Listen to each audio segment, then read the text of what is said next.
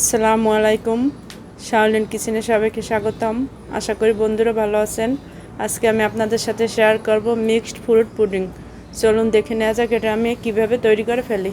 একটা সসপ্যানে দিয়ে দিচ্ছি 700 গ্রাম পরিমাণ পানি, সাথে দিয়ে দিচ্ছি 1.5 চা চামচ আগার আগার পাউডার,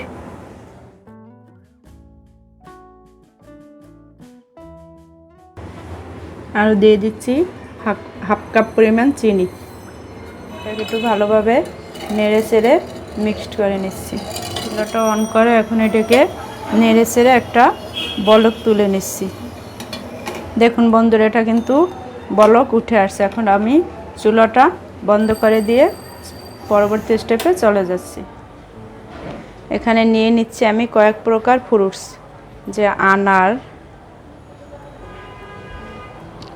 লাল আঙ্গুর, আপেল, ড্রাগন, আম, আর কিছু নিয়েছি ফ্রুট স্ন্যাক্স, যে প্যাকেট, এগুলো যে কোনো সুপার শপে পাওয়া যাবে। এখন আমি যে আগার আগার পাউডারটা জাল করেছি এখান থেকে 3 চামচ এটার উপর নিয়ে নিচ্ছি।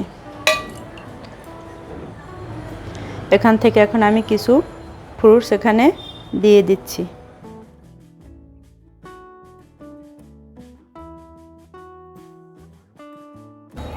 আরও দিয়ে দিচ্ছি কিছু ফ্রুট স্ন্যাক্স, আরও দিয়ে দিচ্ছি কিছু আনার।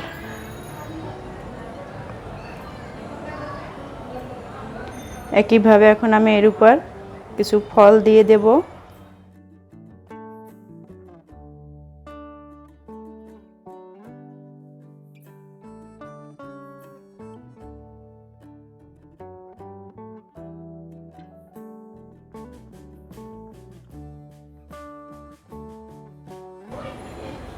আমি আমার পছন্দ মতো ফ্রুটস দিয়ে এটাকে সাজিয়ে নিয়েছি। আপনারা আপনাদের পছন্দ মতো ফ্রুটস দিয়ে এটাকে সাজিয়ে নেবেন।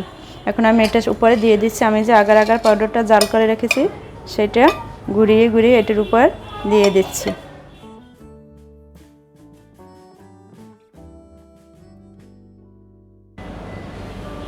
এখন এটাকে এভাবে রেস্টে রেখে দিচ্ছি 10 মিনিট।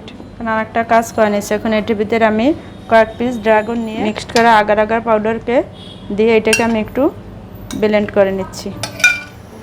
আমি যে ড্রাগন ফলটা ব্লেন্ড করছি এটার সাথে নিয়ে এখন একটু আবার বলক তুলে নিচ্ছি একটা। দেখুন 10 মিনিটে এটা মোটামুটি সেট হয়ে গেছে। এখন একটা কাজ করবে, যে কাঁটা চামচ দিয়ে ফাঁকে ফাঁকে একটু ছিদ্র করে নিচ্ছি, যাতে আমি যে মিক্সচারটা এখন দেবো এটার সাথে সেট হয়। এখন আমি যে ড্রাগন ফল ব্লেন্ড করে নিয়েছিলাম সেইটা জাল করে এটির উপর ঘুরিয়ে ঘুরিয়ে দিয়ে দিচ্ছি। এখন এটাকে ঠান্ডা করে ফ্রিজে রেখে দেব 5 থেকে 6 ঘন্টা। তারপর আপনাদেরকে আমি দেখাই দিচ্ছি। দেখুন বন্ধুরা, এটাকে আমি ফ্রিজে 5-6 ঘন্টা রেখে দিয়েছিলাম। এটা কিন্তু এখন অলরেডি দেখুন সেট হয়ে গেছে। এখন এটাকে আমি একটা প্লেটে তুলে নিচ্ছি। এই কাজটা কিন্তু সাবধানতার সহিত করতে হবে আমাকে। প্লেটটাকে উল্টে দিচ্ছি।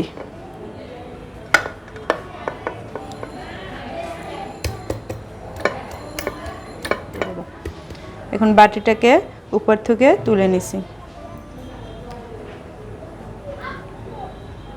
দেখুন বন্ধুরা, তৈরি হয়ে গেল মজার স্বাদের ঠান্ডা ঠান্ডা ফ্রুট পুডিং।